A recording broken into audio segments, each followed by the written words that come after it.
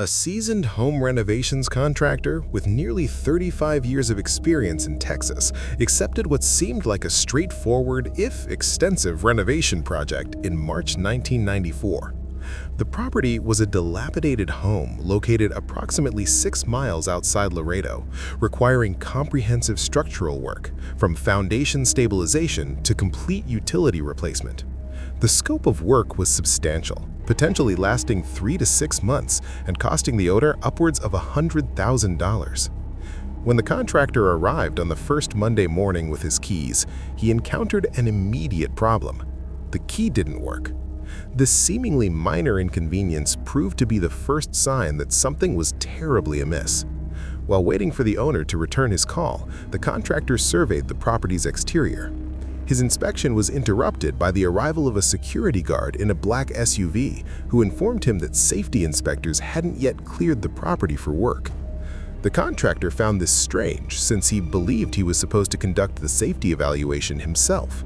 Nevertheless, the paperwork appeared legitimate, bearing the owner's name, so he left the premises. When the owner finally called back during lunch, he was adamant that he had provided the correct key and knew nothing about any security guard or safety inspectors. The realization dawned on both men that something sinister was likely occurring at the vacant property. The following morning, the contractor returned with the owner, a locksmith, and a sheriff's deputy. What they discovered inside was chilling. While much of the house remained in disrepair, certain areas had been meticulously cleaned, specifically one ground floor room and the hallway. In that clean room, they found a metal chair bolted to the floor and chains piled in a corner. The implications were immediately disturbing. Upstairs, the horror intensified. The shower cubicle had been reinforced with concrete slabs that bore what appeared to be bullet impacts, not penetrations, but damage consistent with bullets striking concrete. The deputy immediately recognized they had stumbled upon a crime scene and evacuated everyone from the premises. The most unsettling aspect was the timing. The meticulous cleaning suggested the perpetrators had been using the location very recently and had likely been inside the house when the contractor first attempted to unlock the door. The thought that torturers, murderers, and possibly their victims had been just on the other side of that door while he stood outside would haunt the contractor for years. Despite extensive investigation, including excavating the property until it resembled the surface of the moon, police found no physical evidence. The prevailing theory was that the house had indeed been occupied during the contractor's first visit, and the perpetrators had fled and cleaned the space within that 24-hour window. The contractor eventually completed the renovation, but the knowledge of what had occurred there and how close he had come to interrupting it left an indelible mark on his psyche. A former Texas Ranger shared one of the cases that haunted him most throughout his career, dating back to the early 1980s. The case involved Billy Staton, who had shared custody of his daughter Melody with his ex-wife's new husband, Paul Wolf. Wolf harbored animosity towards Staton, frequently becoming aggressive during custody exchanges, allegedly because his wife spoke poorly of her ex-husband. Anticipating trouble, Staton concealed a small tape recorder in his pocket before picking up his daughter. When Staton and his fiancée, Leticia Castro, failed to return from the custody exchange and were reported missing, Rangers visited Wolf's home to inquire about their whereabouts. Wolf initially denied any recent contact with Staton, claiming the couple hadn't visited in nearly a week. When confronted with evidence contradicting this statement, Wolf was arrested on suspicion of murder. In custody, he changed his story dramatically, claiming Staton had become violent and forceful when trying to take Melody. According to Wolf's new narrative, a physical altercation ensued, during which Staton attacked him with murderous intent. Wolf claimed he defended himself and his family by striking Staton repeatedly with an iron bar, blacking out in a rage. He alleged that when he came to, both Staton and Castro were dead, prompting him to panic and dispose of their bodies in a nearby river. Investigators found the bodies exactly where Wolf indicated, bloated and decomposing in lukewarm water. However, autopsy results immediately contradicted Wolf's self-defense claim. Castro had been shot in the head at close range with a large caliber weapon, not killed with an iron bar as Wolf had stated. The breakthrough came from an unexpected source. When Statton's body was recovered, investigators discovered the tape recorder still on his person, with the tape intact. The device was sent to the FBI laboratory in Washington for restoration. Interestingly, the moldy tape was kept in water during transport, as drying it out would have caused irreparable damage. The restored recording completely dismantled Wolf's fabricated narrative. Rather than Statton being aggressive with his crying daughter, the tape captured him attempting to calm and console what sounded like a tired, cranky child with patience and gentleness. It was Wolf who became aggressive, initiating a violent confrontation. The audio captured the sounds of a struggle, followed by deep, heavy thumps, the sound of Statton being beaten.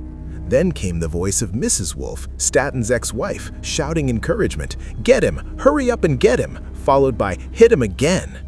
These commands were directed at Wolf as he murdered her ex-husband. The recording also captured Castro's attempted escape. When she tried to flee through the front door, someone blocked her exit, and her life was ended, consistent with the gunshot wound found during autopsy. Mrs. Wolf's voice then ordered, "Get him up! Get him out of here!" The tape revealed the involvement of a third party, Glenn Henderson, who helped dispose of the bodies and later confessed to his role, receiving a life sentence. During the cleanup, Wolf could be heard complaining, "Ah, damn it, Glenn, look at the mess you made," referring to blood that leaked onto the hallway carpet when Henderson failed to properly wrap one of the bodies. This blood evidence proved crucial even after the Wolves attempted to remove it with an industrial vacuum cleaner. Both Paul Wolf and his wife received lengthy prison sentences. For the Ranger, the most haunting element wasn't the crime scene photographs or the decomposed bodies, it was the sound captured on that tape. The groan Billy Statton made as his skull was crushed was something the Ranger had never experienced before, the actual sound of someone dying. That audio, he reflected, would haunt him until his own death. A man raised in a West Texas trailer park by a single mother traced his criminal career back to an addiction, not to drugs, alcohol, or women, but to adrenaline. After standing up to a middle school bully and landing a satisfying punch despite being beaten badly, he discovered the rush of confrontation. This escalated when he intimidated a high school bully who had stolen his younger cousin's toy cap gun, taking the bully's possessions and experiencing an even greater thrill. By 16, he was stealing cars and burglarizing homes to avoid legitimate employment. As he matured and began frequenting bars, he connected with organized criminals. He started robbing commercial trucks with a partner called TJ, targeting drivers who picked up prostitutes and raiding their cargo while they were distracted. Eventually, they graduated to robbing gas stations, bars, and pawn shops, recruiting a third partner named Jody for crowd control. For a credit union robbery, when Jody was unavailable, TJ recruited a replacement named Vincent. At their meeting, the narrator was immediately struck by Vincent's intimidating presence, nearly 7 feet tall with boots on, with a wild-looking beard and an unsettling way of looking at people that felt invasive. Vincent claimed to have military experience with a foreign military, which he couldn't discuss, and connections to the Aryan nations from serving time in New Mexico.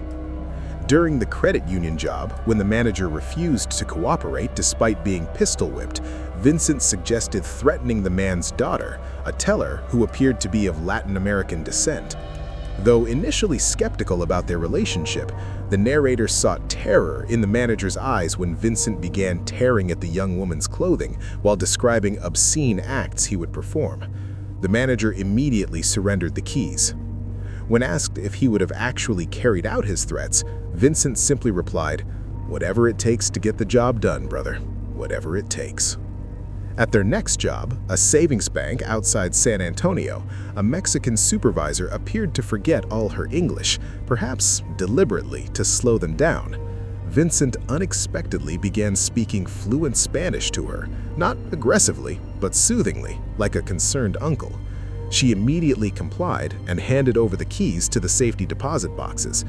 When asked what he said, Vincent calmly explained he had merely described what would happen if she refused to cooperate. After Vincent departed for out-of-state business, the crew was relieved to part ways with him, sensing he was a liability who would eventually do something terrible. 9 months later, Vincent contacted TJ about a major score he had been planning. During their phone conversation, Vincent said something that made TJ's jaw drop in amazement. He described it as the last one before we retire. Vincent had been surveilling cash couriers in Mexico, working for the Sinaloa cartel, one of the oldest and most powerful drug cartels. He had tracked their routes, schedules, and assembled armor-piercing weapons. The narrator initially balked at the idea of robbing the cartel, knowing their reputation for brutal retaliation. However, Vincent argued that because the Sinaloa cartel was at war with the Juarez cartel, any robbery would be attributed to their rivals rather than American criminals. The prospect of retiring with laundered cash proved too tempting. All 4 men, the narrator, TJ, Jody, and Vincent, agreed to the plan. They set up an ambush before dawn on a dirt road, hiding in dugout positions near a chain they could pull across the road to stop the convoy. When 2 white trucks appeared, TJ raised the chain as planned, but instead of targeting the engine blocks as discussed, Vincent immediately opened fire on the windows, killing the couriers and guards within seconds. The speed and ferocity of the attack left the narrator and TJ unable to fire a single shot. As they approached the trucks to collect the money, they heard children crying. Vincent had opened the rear door of the lead truck and was speaking Spanish to someone inside. TJ, who had a daughter, became furious upon realizing children were present. He demanded they ensure the children's safety. Vincent initially suggested dropping them at a gas station once back in America, but as the narrator and Jody were hauling money bags away, they heard 2 gunshots and TJ screaming. Vincent had executed both children with shots to the head. When TJ confronted him, Vincent claimed the children could have identified them to the cartel, contradicting his earlier assurances about the cartel blaming their rivals. TJ attacked Vincent physically despite being outmatched in size, backing off only when Vincent drew his weapon. After Vincent turned away to collect money bags, TJ drew his pistol and shot Vincent 4 or 5 times in the back, then approached his fallen body and finished him with a headshot. The crew silently loaded the money, nearly $1 million each, and returned to the United States. They couldn't celebrate their score. The memory of the murdered children weighed too heavily. They agreed to separate and lay low, Jody to Oklahoma, TJ to New Orleans, and the narrator stayed with his girlfriend. 3 weeks later, TJ returned in a different vehicle, and they made plans to meet for dinner. When the narrator arrived at TJ's house at the appointed time, he found the door locked despite TJ's habit of leaving it open. After climbing through a window, the overwhelming smell of blood alerted him to tragedy. He found TJ's mutilated body in the bathtub, fingers missing, part of his face gone, a large patch of skin carved from his side exposing his ribs. Fleeing immediately, the narrator warned Jody, and they planned to hide in Oklahoma after securing their money and warning loved ones.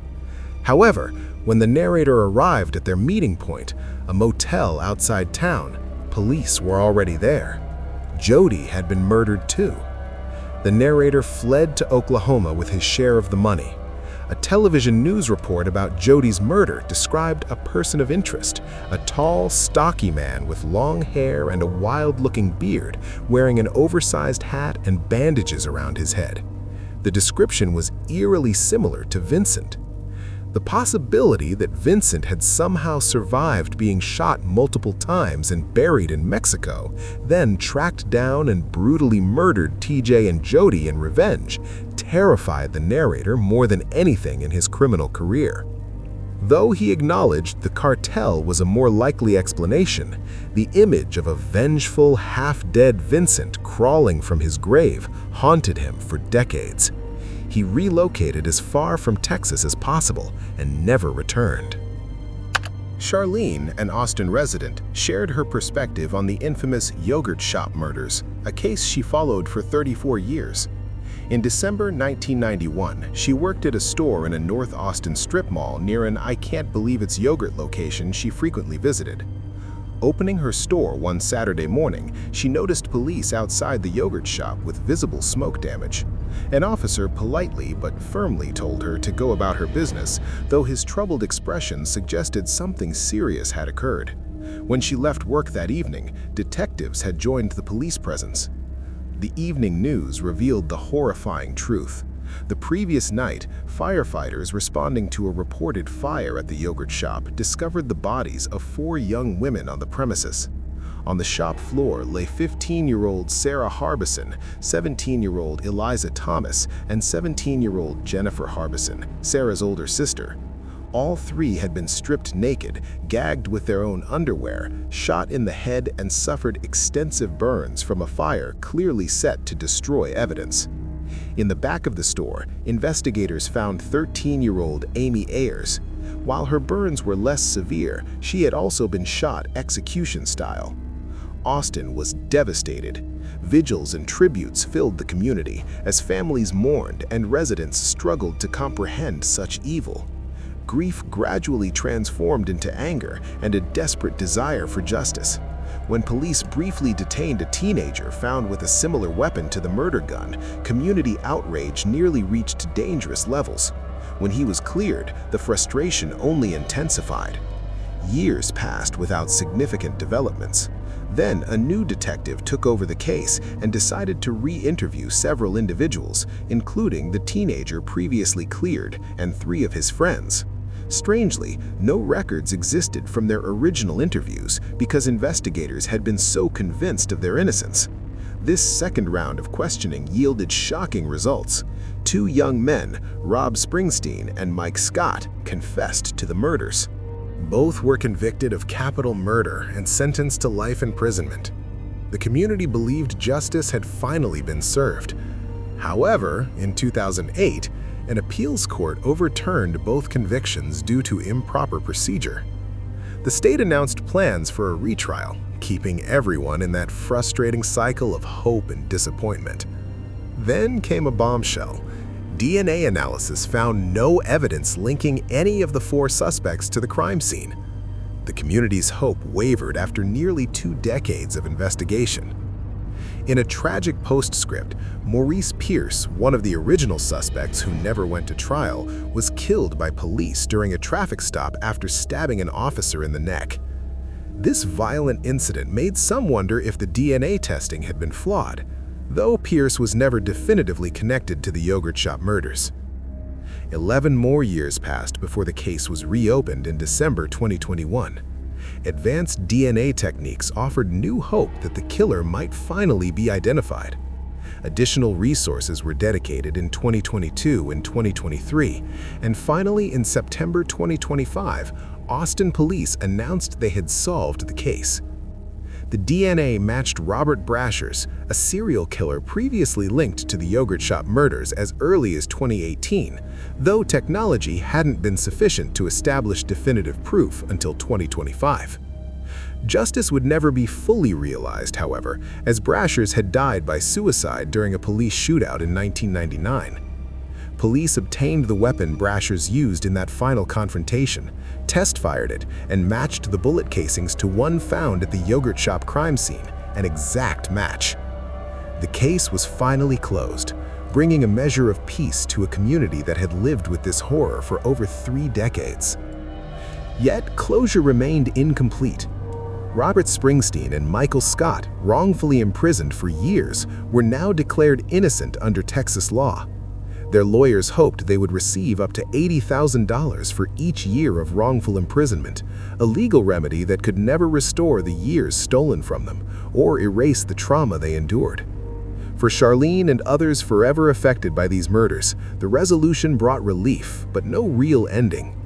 The scars remained, reminding them that while the truth eventually emerged, the path to justice had been long, painful, and imperfect. All they could hold on to, she reflected, was hope. The same hope that sustained them through 34 years of uncertainty.